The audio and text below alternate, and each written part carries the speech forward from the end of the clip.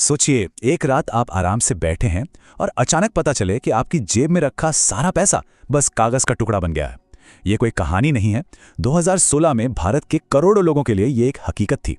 तो आज हम आधुनिक भारत के सबसे साहसी और शायद सबसे विवादास्पद आर्थिक फैसलों में से एक की पड़ताल करने वाले हैं, 2016 की नोटबंदी। तो जरा उस रात को याद कीजिए। एक आम मंगलवार की रात थी। लोग अपना टीवी देख रहे थे और अचानक प्रधानमंत्री स्क्रीन पर आते हैं और ऐलान करते हैं कि कुछ ही घंटों में देश के ज्यादातर कैश नोट्स बेकार हो जाएंगे। बस एक टेलीविजन संबोधन, बिना किसी चेतावनी के, और इसने एक बहुत बड़े आर्थिक भूचाल को जन्म दे दिया। 86%। ये सिर्फ एक नंबर नहीं है, ये भारत की अर्थव्यवस्था में चल रही कुल नकदी का वो हिस्सा था जो रातों रात चलन से बाहर हो गया। और सोचिए, ये उस देश में हुआ जहां 90% से ज्यादा लेन देन कैश में होते थे। मतलब किसान की मंडी से लेकर नुक्कड़ की दुकान तक सब कुछ जैसे अचानक थमसा गया। तो सवाल यह उठता है कि आखिर कोई भी सरकार इतना बड़ा, इतना उथल-पुथल मचाने वाला कदम क्यों उठाएगी? इसके पीछे का आधिकारिक तर्क क्या था? चलिए जरा इसकी गहराई में चलते हैं। सरकार ने इसके लिए बहुत बड़े, बहुत महत्वाकांक्षी लक्ष्य रखे थे। बात सिर्फ कैश को निशाना बनाने की नहीं थी, नहीं, मकसद था काले धन पर चल रही एक बहुत बड़ी पैरेलल इकोनॉमी को खत्म करना, नकली नोटों को बेकार कर देना, आतंकवाद की फंडिंग की कमर तोड़ना और भ्रष्टाचार पर लगाम लगाना। ये एक तरह से एक चौतरफा हमला था। और ये शैडो इकोनॉमी, मतलब वो अर्थव्यवस्था जो सरकारी खातों में नहीं आती, यही मुख्य निशाना थी। अंदाजा लगाइए कि ये कितनी बड़ी थी। भारत की कुल जीडीपी का कम से कम 20%, मतलब एक और पूरी अर्थव्यवस्था जो पूरी तरह से सरकारी नजर से बाहर चल रही थी।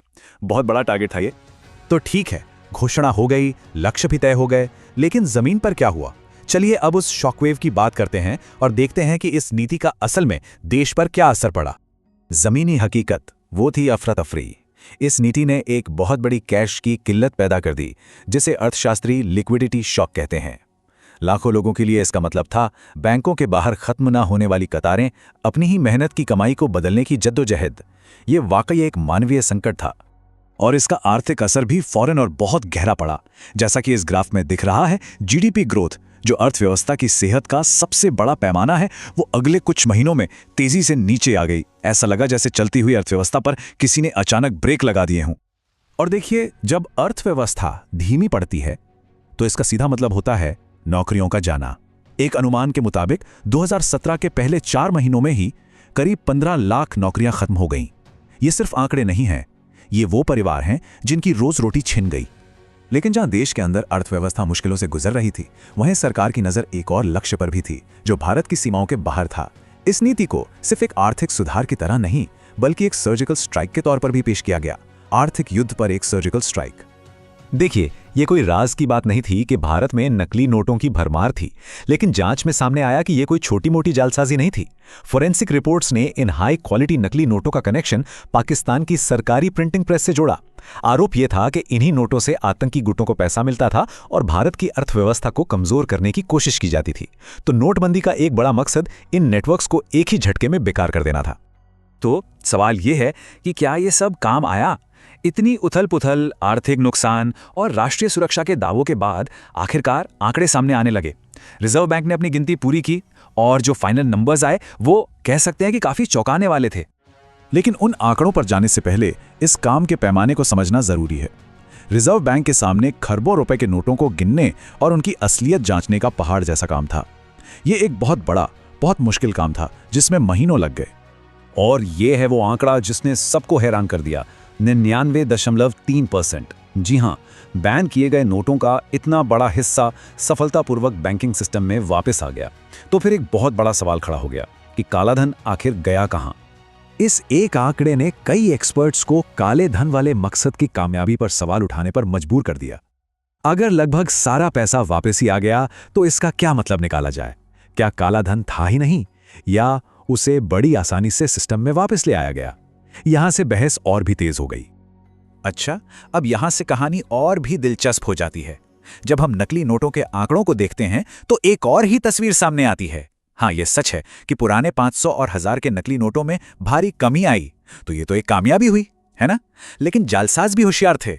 उन्होंने छोटे नोटों को निशाना बनाना शुरू कर दिया और बहुत जल्द नए 500 और 2000 के नोटों के नकली वर्जन भी बाजार में दिखने लगे। ये एक तरह से चोर पुलिस का खेल बन गया। लेकिन सरकार ने एक और कामयाबी की तरफ इशारा किया। 2017 में जम्मू और कश्मीर में पत्थरबाजी की घटनाओं में 55% की कमी देखी गई। सरकार ने इसे सीधे सीधे आतंकी फंडिंग नेटवर्क पर लगी चोट से जोड़ा। अब कुछ लोग कहते हैं कि यह असर कुछ ही वक्त के लिए था, लेकिन सरकार के लिए यह एक बड़ी जीत थी। तो जब सारी धूल बैठ गई तो इस बहुत बड़े आर्थिक प्रयोग की विरासत क्या रही? क्या इतनी सारी परेशानी और दिक्कतें इसके लायक थीं? इसका जवाब सच कहूं तो इस बात पर निर्भर करता है कि हम किस तरफ देख रहे हैं।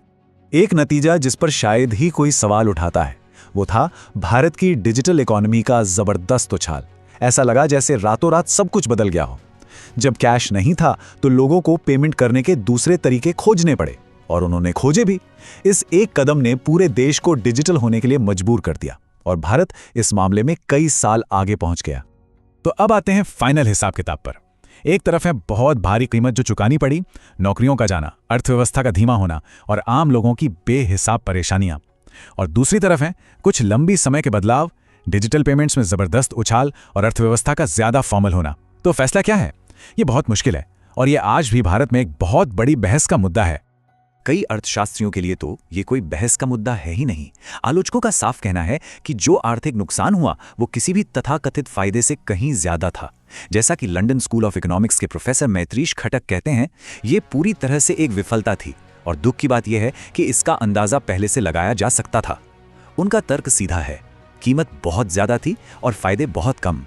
तो आखिर में आंकड़े हमें एक ऐसी विरासत दिखाते हैं जो विरोधाभासों से भरी है। क्या नोटबंदी कैश पर बहुत ज्यादा निर्भर अर्थव्यवस्था के लिए एक जरूरी शॉक ट्रीटमेंट थी, एक कड़वी लेकिन जरूरी दवा? या फिर ये देश की अर्थव्यवस्था के साथ एक ऐसा जुआ था जिसका अंदाजा गलत निकला?